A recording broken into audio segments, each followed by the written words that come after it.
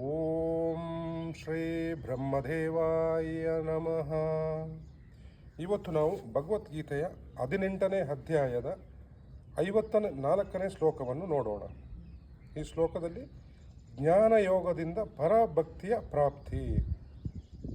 ಬ್ರಹ್ಮಭೂತಃ ಪ್ರಸನ್ನಾತ್ಮನ ಶೋಚತಿ ನಾಕ್ಷಾಂಕಸದೆ ಸಮಃ ಸರ್ವೇಷು ಭೂತೇಷು ಮದ್ಭಕ್ತಿಂ ಲಭತೆ ಪರಂ. ಯೋಗೇಶ್ವರ ಭಗವಾನ್ ಶ್ರೀಕೃಷ್ಣನು ಅರ್ಜುನನ ಮೂಲಕ ಸಮಸ್ತ ಮಾನವರಿಗೆ ಉಪದೇಶವನ್ನು ಕೊಡ್ತಾ ಇದ್ದಾನೆ. ಸಚ್ಚಿದಾನಂದಗನ ಬ್ರಹ್ಮನಲ್ಲಿ ಏಕೀಭಾವದಿಂದ ಸ್ಥಿತನಾದ ಪ್ರಸನ್ನವಾದ ಮನಸ್ಸುಳ್ಳ ಯೋಗಿಯು ಯಾರಿಗಾಗಿಯೂ ಶೋಕಿಸುವುದಿಲ್ಲ, ಯಾವುದರ ಆಕಾಂಕ್ಷೆಯನ್ನು ಮಾಡುವುದಿಲ್ಲ.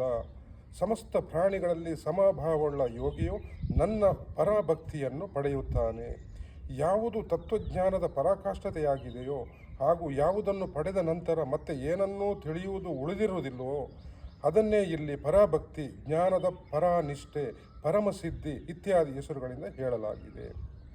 ಇಲ್ಲಿ ಸಾಧು ಸಂತರು, ಯೋಗಿಗಳು, ಮಹಾತ್ಮರು, ಆಧ್ಯಾತ್ಮ ಮಾರ್ಗದಲ್ಲಿ ಹೋಗುವವರು ವೇದ ಉಪನಿಷತ್ತು ಭಗವದ್ಗೀತೆಯಲ್ಲಿ ಹೇಳಿದ ಹಾಗೆ ಬ್ರಹ್ಮ, ಸಚ್ಚಿದಾನಂದಗನ ಪರಬ್ರಹ್ಮ, ಬ್ರಹ್ಮ ಅಂದರೆ ಪರಮ ಪವಿತ್ರವಾದ ಬ್ರಹ್ಮ, ಈ ಬ್ರಹ್ಮಾಂಡವನ್ನು ಸೃಷ್ಟಿ ಮಾಡಿದಂಥ, ನಮ್ಮನ್ನು ನಿಮ್ಮನ್ನು ಸಕಲ ಜೀವರಾಶಿಯನ್ನು ಸೃಷ್ಟಿ ಮಾಡಿದಂಥ ಆ ಬ್ರಹ್ಮನೇ ನಿರಾಕಾರ, ನಿರ್ಗುಣ, ನಿರ್ವಿಕಾರ, ಸರ್ವೋತ್ತಮ ದೇವರು.